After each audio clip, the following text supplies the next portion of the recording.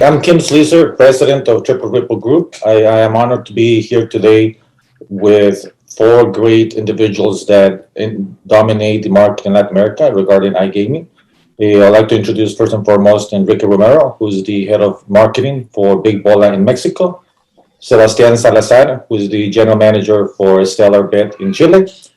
Alex Lees, chief executive officer for ProdNet Gaming, based out of London. And Gonzalo Perez, CEO and partner of Apuesta Total. We have with us a great audience and a great opportunity to really create a great voice of everything that is going on in Latin America, especially, to say this last recently few months, and as we look forward, things that should be developing, exciting developments over the next couple of months. So to put it in context, before we get to the panel and the questions, I'd like to basically, just help the audience to create the framework. Latin America recently, if in the news, there's a lot of conversation regarding being the sleeping giant or the next big market. And the reality is that it's a giant, but it's not sleeping anymore. Just like the who's who of gaming is literally in one way or another creating a footprint in Latin America. We have Entain in the market, FanDuel, 888, William Hill, Bet365. We have Betson, SG Digital, ProNet is here, Sporting Tech is here. Just like, and we also have a lot of homegrown footprint from B2C operators, just like Caliente, Big Bola, and Estrendos in Mexico. We have WPlay and Betfair in Colombia, BetPlay in Colombia, excuse me. Apuesta Total and IncaBet in Peru, BetWarrior in Argentina, and we have BetCris, although based out of Costa Rica, is creating a very massive footprint throughout Latin America. Having said that, all of the attention seems to be in the United States, and effectively so. It's the number one market, is growing, and is expected to grow at a 27% compounded average growth rate over the next 3 or 4 years. But Latin America is expected to grow up to 20% on a compounded average growth rate over the next 2-3 years as well. So it is the second market in the global perspective. So with that being said, I believe that we have very dynamic, very strategic, very profound questions that we have for the audience that I believe that will create a great appreciation of what's going on with Latin America. So with that said, just like while all of this is going on in the region, right? The natural question would be, just like, is the region saturated, right? Or is there still room for growth in Latin America, right? And if so, what are the drivers? So phrasing it that way, I'd like to ask Alex, specifically what his views are on this specific topic. Sure. Okay. Well, thank you for the question, first of all, Kim. Yeah, a very, very interesting point. Isn't it funny that we're talking about whether the market is saturated now when only maybe like a year ago, everyone's saying it's like the sleeping giant and the emerging market. And I think that kind of shows how far things have come. I think my answer, possibly a bit of a cop out. I think it depends on which country you're actually looking at. So I would argue, for example, the most advanced one at the moment in terms of regulation, which is Colombia, in my opinion. Now there's over 20 licensed operators in there now. You've got some of the major UK and European brands having entered the market, some organically, some by way of acquisition. And I think that, if you were thinking about starting out in that market, there's possibly a view that they actually might have missed the boat really in terms of securing a significant market share. I know obviously in markets like Spain, for example, there's over 80 licensed operators, but obviously the sort of majority of the market share is going to be taken up by a small number of major players. So I don't think it's quite there yet in Colombia, but I think again actually with Colombia, given that retail and the retail payment stuff is so important, it's almost a sort of extra edge, I think, that the early movers have actually managed to sort of take advantage of. And I guess it's kind of in the same respect in Peru, for example, some of the entrants over there in the market, they've taken a kind of early mover advantage in regards to retail, for example. They've actually got that experience now on the ground. But obviously, like in other countries, there's much more room. I would still argue that the Mexican market is certainly ripe, for entry. albeit, as I'm sure Enrique will cover off, there's been a lot more players in sort of recent years to add on to the Goliath that is, Caliente. I think they've got more of a run for their money now. And across other countries, in the likes of Brazil, for example, obviously huge potential. Same in Chile. Other markets like kind of Argentina, it's just a bit more difficult. So obviously we know now that Buenos Aires province has issued its maximum number of 7 licenses. So that's a market that you can't get into. A very woolly and slightly vague answer to your question, actually, but it is really about, individual countries. And I think it almost goes to show, doesn't it, that any operator that tries to treat the region as just one is going to get it very, very wrong. I think, and that is great, Alex. It's a great point. I mean, just like it's great to clarify. From when you look at Latin America from the outside looking in, it's really easy to mistake it as a region, right? As a cookie cutter approach, it applies to all. And as you specifically said, obviously not, right? I mean, just like, speaking of the saturation or those opportunities, or how to enter or create a footprint in Latin America, I'd like to ask Enrique how his view is specifically in the Mexican market, regarding whether it's saturated or is not. Is it in a way of being maturing, or is it an emerging market? What's your opinion, Enrique? Well, first of all, thank you for welcoming, Kim. Look, the Mexican market is, as Alex mentioned it, is a particular market. Also Colombia, but in terms of how many operators you have in the table and how big is the offer for the users, I can mention you that now it's happening something very funny in the Mexican market. We have big companies, we have big budgets, but we don't have big increase of their numbers. They are trying to conquer the market, fighting with Caliente, but I don't know why the users are not going to taste their platforms and their services. In my point of view, this is happening because of Caliente has the control of the media companies in terms of advertising. And when you have this kind of big monsters dominating your market, it's pretty hard. Maybe it's not saturated, but it will be in the next 5 years, I guess, depending of the investment that the operators will try to put in the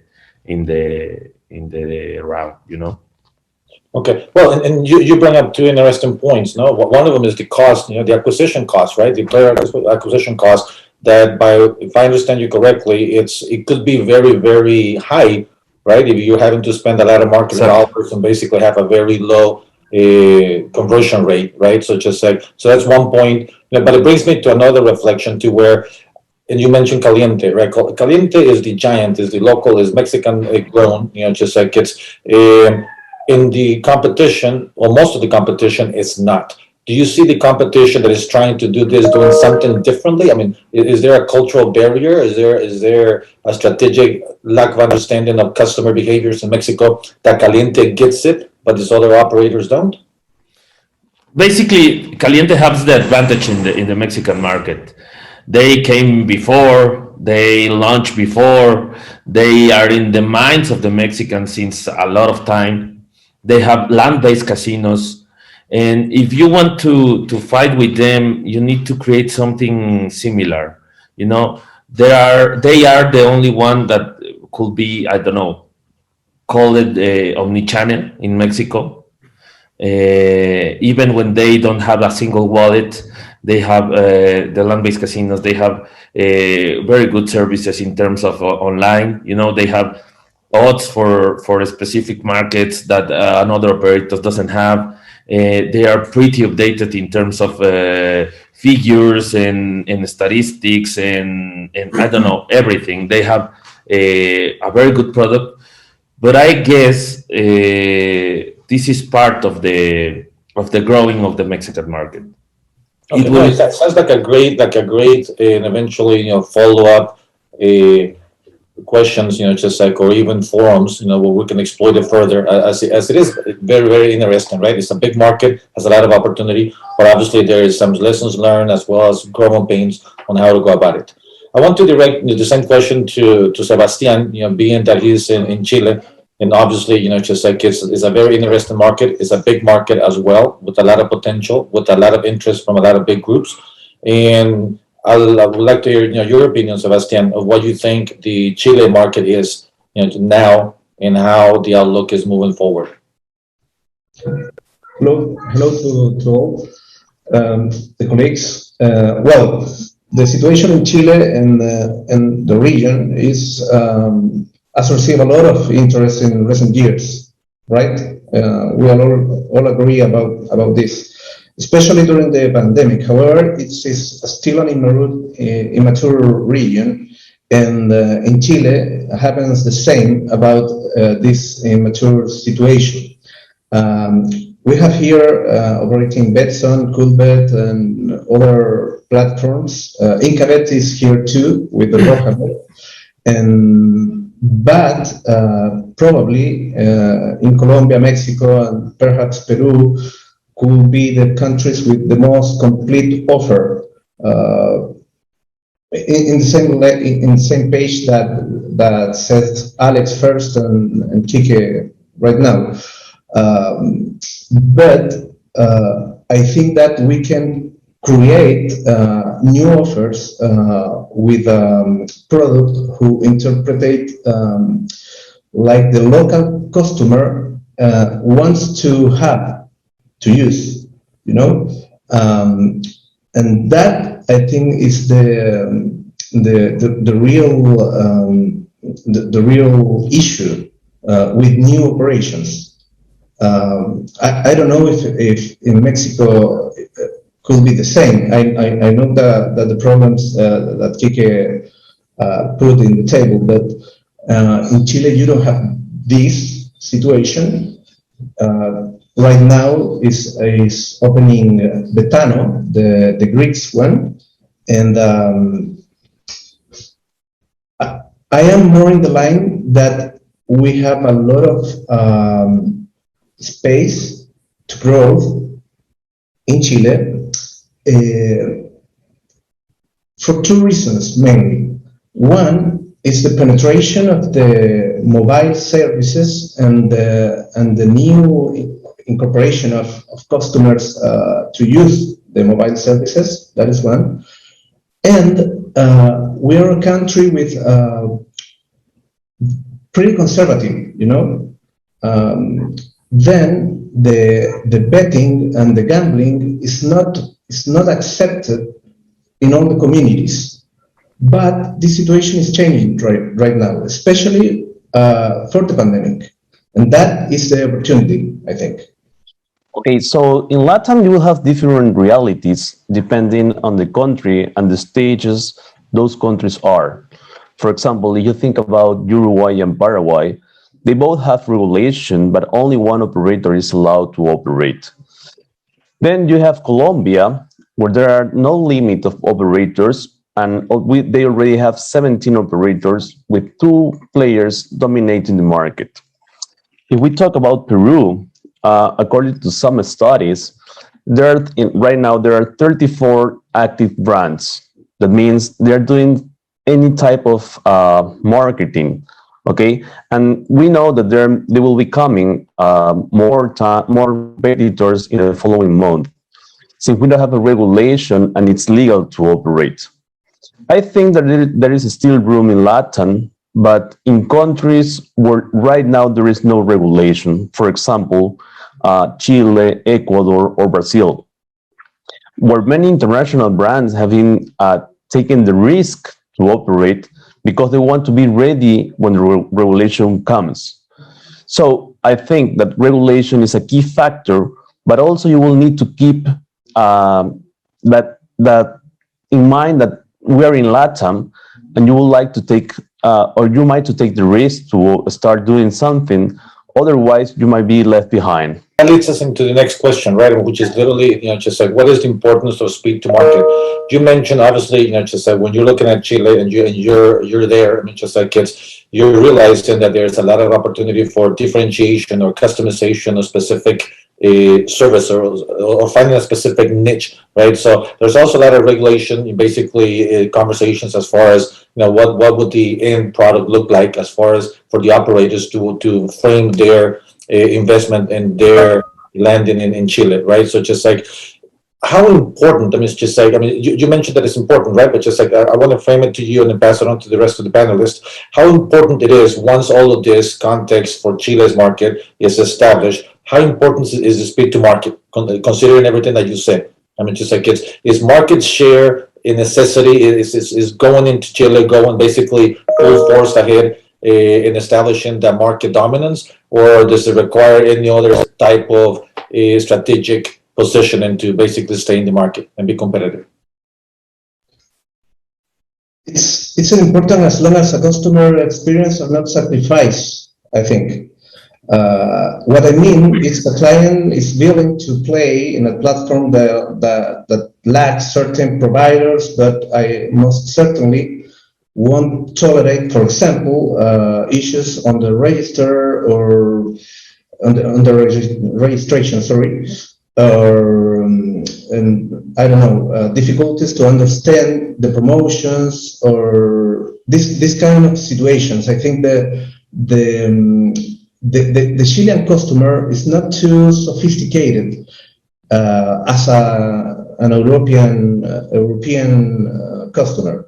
For that reason, I think that maybe the customer could tolerate if you don't have a provider, if you don't have a complete vertical, but you need to perform pretty well in the basically part of the experience, registration, promotions,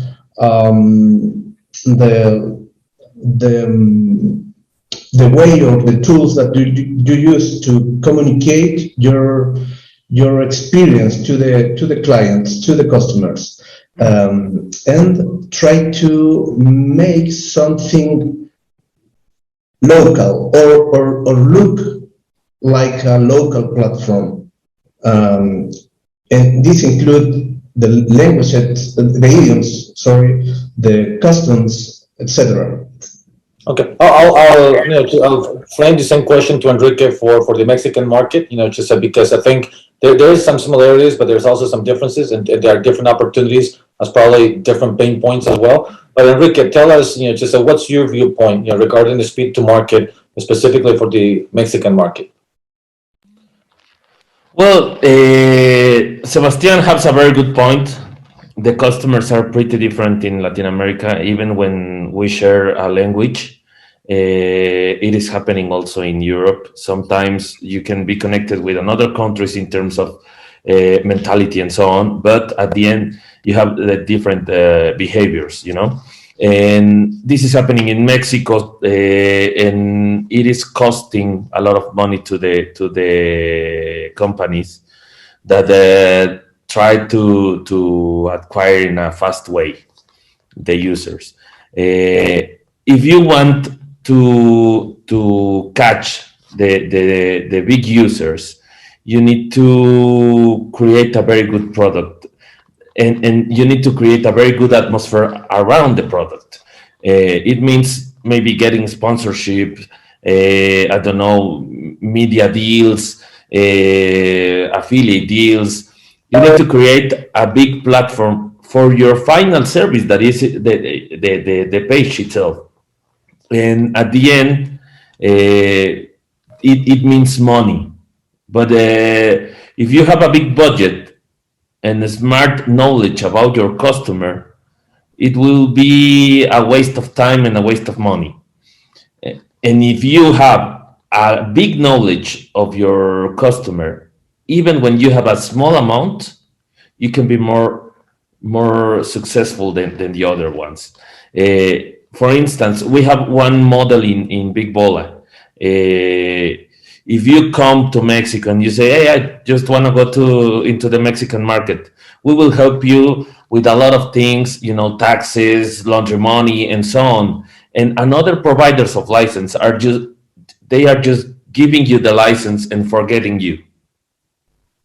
And it is, maybe all the audience will understand me, or maybe not.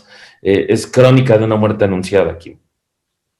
Right. But it's interesting, just like it's the dynamics by different markets. And actually, Peru is also a very interesting market. I'll get back to Mexico because I think it's a great conversation to have when we talk about partnerships, right? Because it falls right into that. But Peru is a very interesting market in the sense that there's a lot of international attention, even to the point where some of these international or multinational companies are looking at Peru and actually diverting resources to come in and take a deeper look at Peru. Right? So I'm sure Gonzalo will have an interesting perspective of what it means to have this influx of international operators coming into the market, and him as a local operator, whether that's really a potential misstep for these bigger guys, or perhaps even a bigger opportunity to basically defend what a homegrown operation looks like. Right? So it'll be interesting to see and hear Gonzalo's point of view here. Almost in every industry, hitting first will give you some advantage. But especially that's important in our region, because in Latam, you need to build trust. And your customers might be the first time they are using electronic commerce. So building trust in this scenario might take, it might be a long process. Being one of the first one in the market will also mean you will have a lower CPA than the players that are coming after you. Once you decide to enter a Latin country, you will need to know you will need to think about your footprint, in order to generate trust. For example, for us, retail channel was very good for that. And premium locations, are limited. So you will need to go first to rent and to be one of the first in the market in order to build that trust that I was mentioning. From a general perspective, right, Alex, I mean, you can give us basically a deeper look or a bigger dive into generally the region from your perspective on what the importance of speed to market is. Yeah. So I think there's obviously different drivers to sort of speed to market and different ways of defining it, right? So one, for example, could be the regulatory pressure and the pressure to find the local partner quickly. So one great example of that was Buenos Aires province. So at the time that was moving, I was at William Hill, and I think it's probably fair to say in the Latam market in general, particularly with the regulators, they only really have two speeds. Really, really slow or really, really fast. And that's kind of what happened over there. So it went really, really, really slow for ages, and they were talking about regulation. And then all of a sudden, it just rocketed forward. And then everyone was panicking, diving over there to try and make a partnership. And I think, to actually touch on the point made by Enrique, you've got to be very, very careful with the partner you choose. You've got to have someone that supports you as opposed to just gets you a license and then leaves you to it, essentially. So that's a sort of pressure on the ability of any operator to be quick to get into a market. But that's more about sort of corporate due diligence and the ability to get a deal done quickly in terms of corporates and lawyers and so on and so forth. On top of that, you then also got the technical pressure. So usually, actually, when they're issuing licenses and they're going to issue the conditions of those licenses, they normally don't give a lot of time for the operators to prepare themselves to be compliant for that license. So that again puts pressure in regards to speed to market. Then you've got the other type of speed to market, which I guess you're seeing in the Brazilian market at the moment. So that's where you've got a lot of people now who are actually rushing in, trying to secure some brand awareness and market share before it actually officially regulates. So as you probably know, sports betting in Brazil has actually now been legal for over 2 years. Actually, it just isn't regulated yet. And initially it was quite quiet. But then in the last 12 months, there's been this rush into the market of a load of different operators, which you can see in the sponsorship of all the major Brasileirão clubs, right? So every single club over there has some kind of betting partnership or betting sponsorship. And I guess the operators who are sponsoring, they're obviously going to be reasonably confident that at the right time they will be able to secure a license. So that's almost like the other end of it. I think kind of either way, and to touch on Sebastian's point, either way, whether your pressure on speed to market is from regulation or it's from the willingness to go for an early mover advantage and capture market share, it can be to the detriment of the product. And this is what like Sebastian was saying in terms of it's easy sometimes to forget the subtleties of the user experience, making sure that you've got the latest payment services providers on the site. You're making sure that the user journeys are simple enough to enable the end user to be able to deposit and withdraw, quickly and easily. So that's another factor to consider. That's just what I've seen. As I keep on saying, every country is different and has different levers, but I think that would represent maybe two of the extremes that we've seen recently. Perfect. I mean, you guys are all, just like a very self-aware, right? They have the great awareness of understanding what makes a successful online operation, right? I mean, I think you all coincide with the different metrics, the different drivers, the different opportunities that are out there. But at the end of the day, I mean, just like these are big markets that we're talking about, just like it's in the bigger operators that will eventually land or have landed and are looking to deploy. I mean, just like it's the investment value, right? I mean, just like is it really worth it to come in basically with a big investment wallet, if you will, to basically capture this market share? I mean, just like, or is it better to be more strategic and be more localized and basically ramp up? I mean, just like, how much is enough? Just like as far as the correct strategic approach to come in and gain that elusive, leading market share in these markets. If you want to lead into that, Alex, from a general perspective.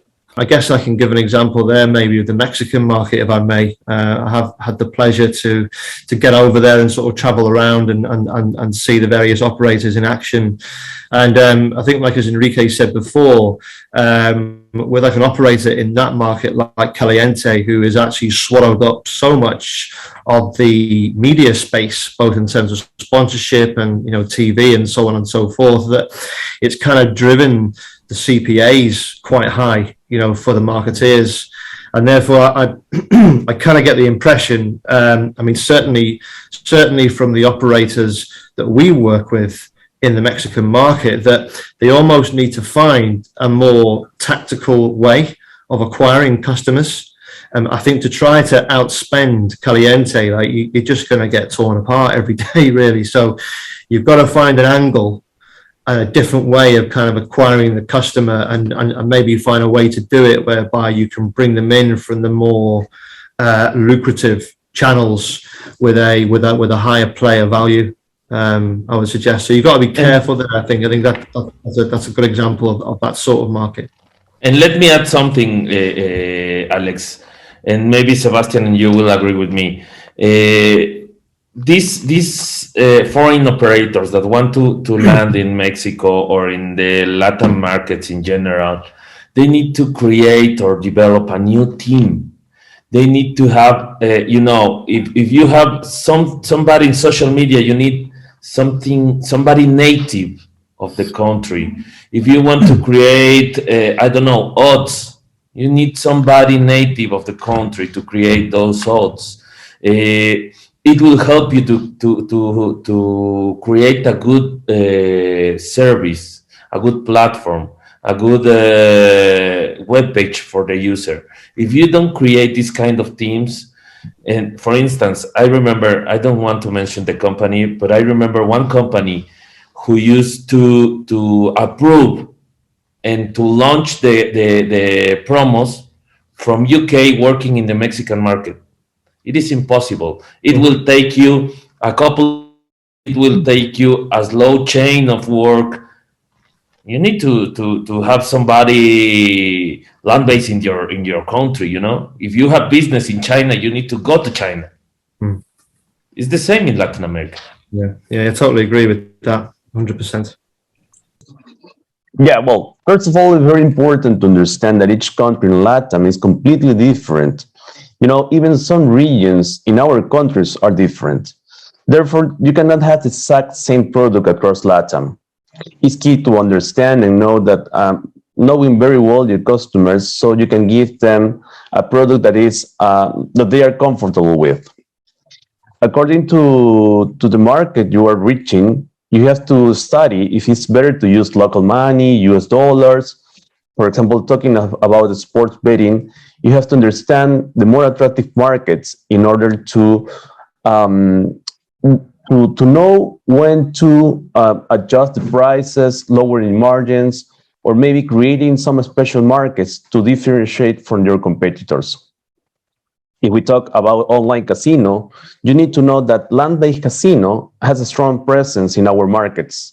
So what you need to do is to have the same, if you want to take those customers from the land-based casino to the online channel, you might have to have the same games or maybe the same logical of those games that they have in the land-based casino. I think that money and time in tropicalization are very well spent resources. Correct. When we're talking, in fact, I'll agree with you, Alex, as well. To where when you mentioned the cost of CPAs, right? I would say that maybe some markets, and maybe the Mexican market could be a good example, to where maybe some of these bigger companies that are probably more visible, they probably have a higher CPA because of their entrenched position of defending their marketing percentage, right? I mean, just like, but you do have other local, small, well organized brands out there that are basically trucking along, very successful at their level. Just like and maybe they have a different viewpoint because they're able to understand more the market. They're probably more, as Sebastian mentions, to whether they understand the customer. They understand basically how to make it more effective and how that marketing dollar can basically have most value for your investment, right? So just like, I believe there's a little bit of everything, right? I mean, just like, so it's interesting to see how that will play out because obviously it's something to consider, when you have this big international companies coming into the region. And by all means, I mean, we welcome all of them, right? Part of generating their interest is basically it's a valuation, it's a confidence check mark, if you will, of these companies understanding how big the market is and how potentially successful a market presence in Latin America can be, right? So, speaking of that, and you mentioned it to a certain extent, Enrique, and leading into the next question, localization, right? I mean, just like it's obviously a big issue, right? From an operator perspective, from a talent perspective, and from different angles, just like Sebastian, I'll throw this question at you. Just like how important, I mean, you alluded to it earlier, but if you can expand to it now, how important is that localization and how does it look like in your case in Chile?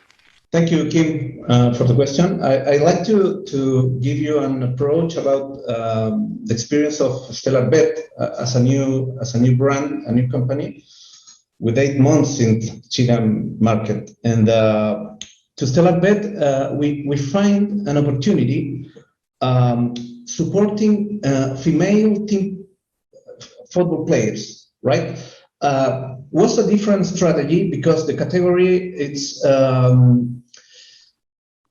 in all the sports, but the only space that we find to communicate that we are a new company and we can make the things well was this little space in female.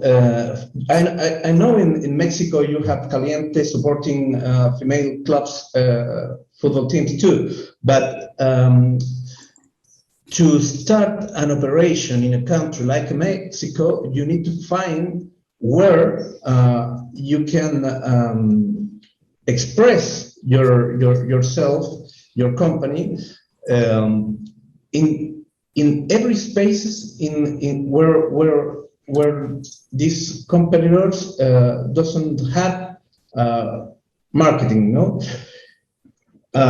About the Kim question, in my opinion, global trends point towards products with local elements always in every part of the world right now. Therefore, achieving a sense of local identity on end customers through communications is crucial. You have, in my case, trying to make this communication with the female teams of football, but you can do it with streamers about Twitch, but all these 360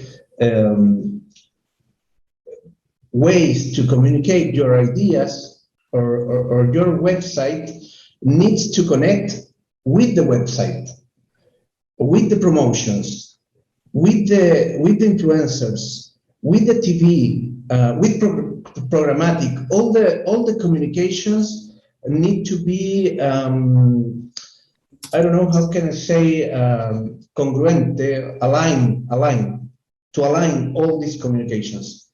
That I think that happens with this situation of localize your operation. One of the things, and you lead right into what the next question is, Sebastian. I mean, just one of the important things in what we're seeing, I mean, just like generally globally, right, is just the changing dynamics of the industry. But in Latin America, I mean, just obviously being a new region, just like it's that has more and more exposure, as you mentioned earlier, with with mobile penetration, with cloud services, with privacy, just as cloud services and so forth. I mean, just like you have a lot going on there. We have a lot going on as far as technology and innovation and accessibility, which gives the organic local operators, just like is that opportunity to be more creative and understand what is specific to the country itself, right? I mean, just like that differentiating factor. One of the things that I strongly promote, right, when we're looking at really scaling in Latin America, is partnerships, right? But Alex mentioned, you mentioned, and I'm totally, just as in concur with both of you. It's not just any partnership, right? You have to be careful in who you partner with, and vice versa, because as you just saying it, I mean, and I clearly understand it, and I fully support it, right? I mean, just like the local voice is very, very important as that element of success, right? So just like if you're looking at Latin America, I mean, just like you have a big market. We have over 10 jurisdictions now in play all over Latin America. We have a lot of stakeholders, from land-based operators, whether they're lottery operators or bingo operators or slot parlor operators that just want to jump in the game. We also have just like some B2C and content providers that want to basically be part of that ecosystem on the online gaming space. And obviously we have all the international interest to come in and basically stake a claim in the markets, right? So, I mean, walk us through a little bit from your perspective, Alex, just like on the partnership perspective, and how important is, what a successful partnership should look like, and what is the impact of that partnership? Well, I've got some personal ties over to the region, so hopefully I can't be accused of any cultural misappropriations or what I'm about to say. But I think more so than any other region that I've been to, it relies heavily on like personal relationships and rapport with who you're dealing with, particularly face to face. And obviously that's been very, very difficult, nigh on impossible over the last 2 years, to be fair. But I mean, certainly before that, I think it's sort of trying to use your personal network really to try to actually get out and speak to as many people on the ground as you can. I mean, to actually give you one example, I mean, what I mentioned earlier about taking William Hill into the Argentinian market, we were actually played into that by one of the major casino providers who tend to be quite advanced in actually getting into new markets. So they can be quite a useful gateway. And I think kind of additionally, for the individuals who are in the corporate development teams, in the major European brands, you know, via like networks of brokers, you just start to build up a portfolio. Actually, once you've met people, you know, you kind of get a feel for it, you know, whether it's going to work or not. I think also to sort of pick up on the point that Enrique mentioned before, I think, you know, if you're trying to operate in any country in Latam in exactly the same way that you do in Europe, it's just not going to work. I think like the approach that I've always taken is to trust and leverage the strength of the local partner, you know, who has the access to the marketing channels, the social channels, and let's be honest, in certain cases, the political connections to be able to get things done. In some cases, you know, the Mexican market being a prime example of that. So I think it's almost that. It's sort of using maybe the sort of financial strength and potentially the brand value of the European brand, if that's what you're trying to do, but making sure that you allow the local team to really run with that and, you know, potentially do something different with it to be successful in that market. And, you know, if you don't trust your local team to do that, then it kind of questions why you're working with them in the first place, really. So I think that can maybe be the incorrect approach of some of the larger sort of blue chip firms in Europe, that they try to sort of force it in one way, and you know, kind of unfortunately, it doesn't always succeed. So once you tropically stage your product, which it is crucial for your operation. From my point of view, what I think that is also very important is customer care. As I said, for many customers, this should be the first time that they're using electronic commerce. So being with them, you know, helping them, teaching them. There are people that are reaching us every day saying, "Hey, I want to bet, but I don't know how to do it." So we be like the ones who are taking the time to teach them how to do it, what process to do. For example, you need to have a credit card, or if you don't have a credit card, you might have used this deposit method.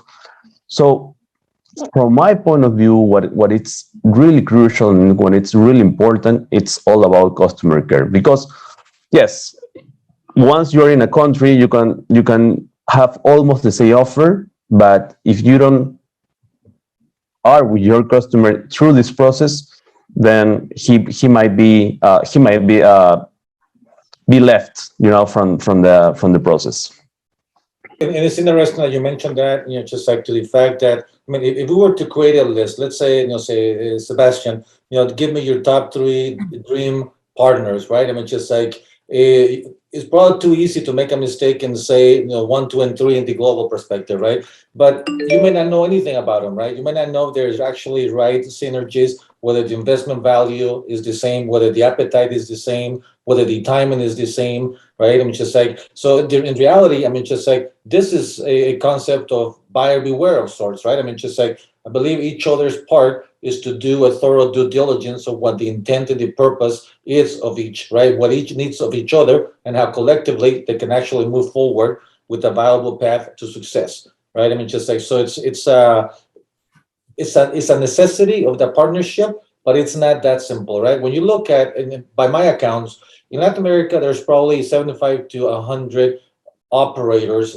within this ecosystem that could be in some form a partner to an incoming operator.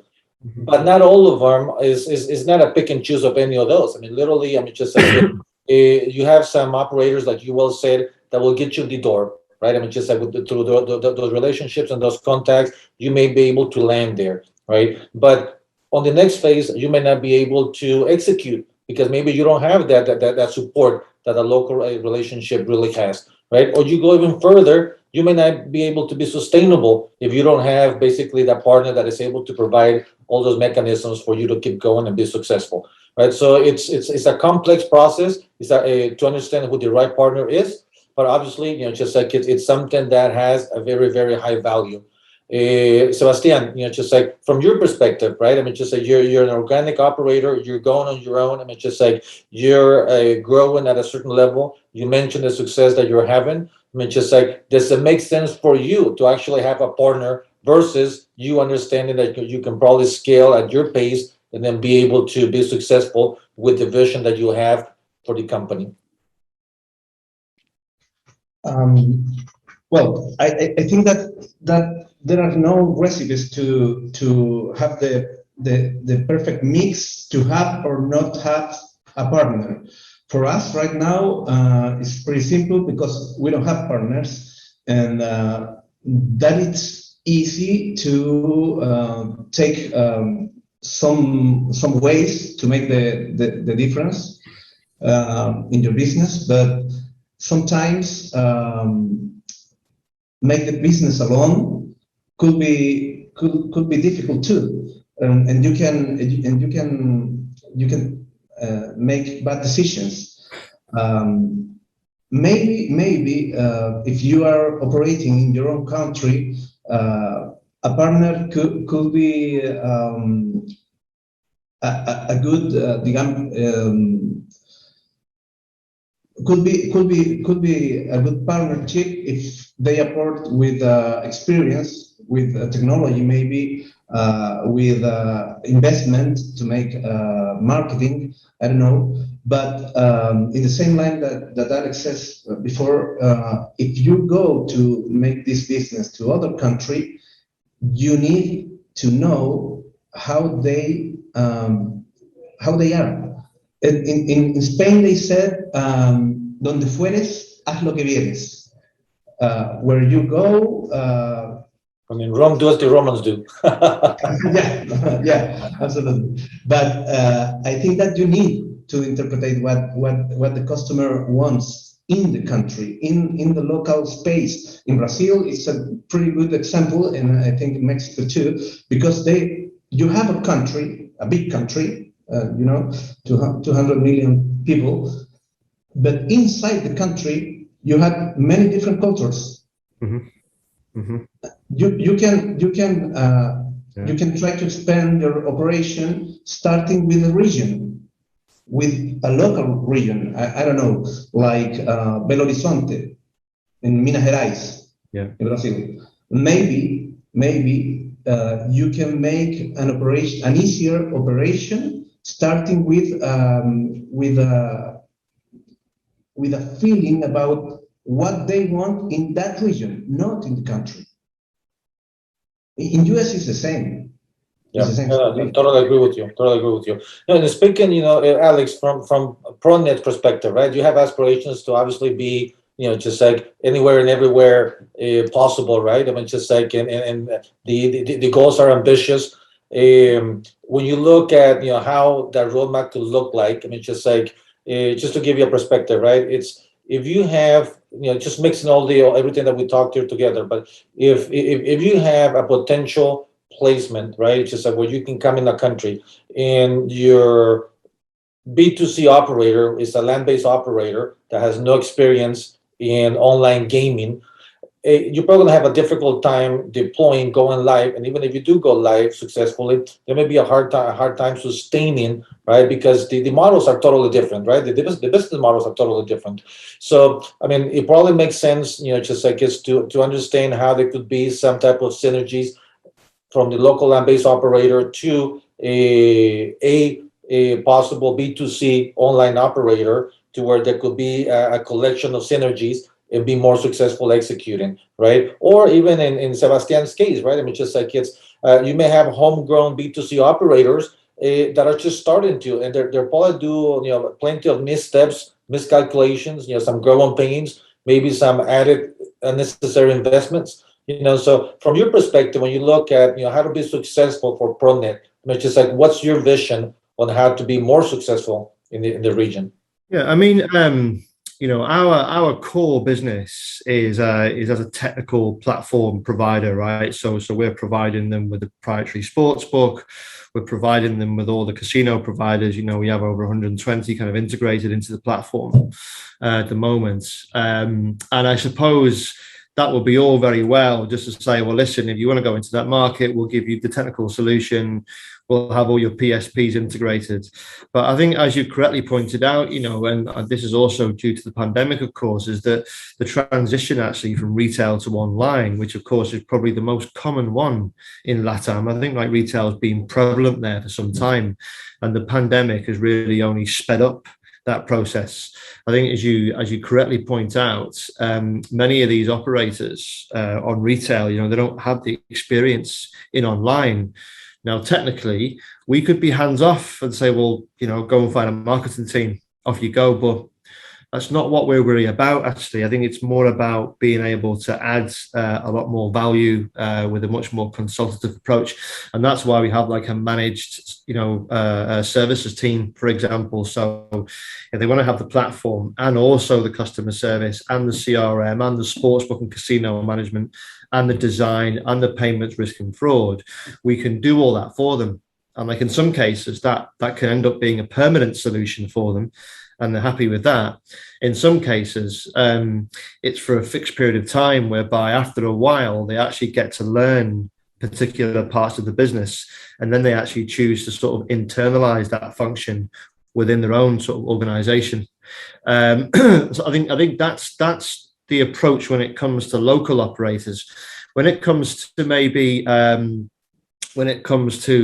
the operators who are in Europe and Asia and further afield, for them sort of entering into the Latam market, it becomes more about the ability to use your network to introduce them to partners locally who can help them, like country managers, for example, to help run the business for them, to introduce them to media contacts, ambassadors, and so on and so forth.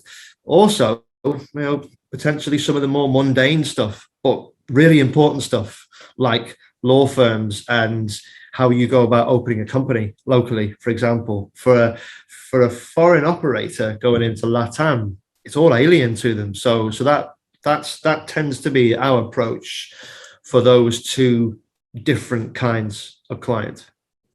I really appreciate your thoughts and just and your insights. They're obviously very, very helpful. They will be tremendously helpful for our audience. And obviously, we are resources. It's in the region. We are resources globally to be able to ensure that there's ideal landing, and ideally, it's an expansive understanding on how to be successful in the market. So I believe that we have plenty to talk about. Each question and either more questions within the context of what we're discussing has been brilliant. There's an in-depth perspective, great insights from all four of you guys. And we look forward. To being here, to being a resource, to being a partner, to being a voice. And that being said, it's very glad to be part of this forum. Very glad to hear each of you, your viewpoints. Obviously, you add to everything that is the growth of Latin America. I think there's great times ahead for all of us. There's a lot of great news that will be coming out, and I look forward to that. So on behalf of iGamingFuture and on behalf of TRG, I'd like to thank all the panelists and look forward to a very successful future ahead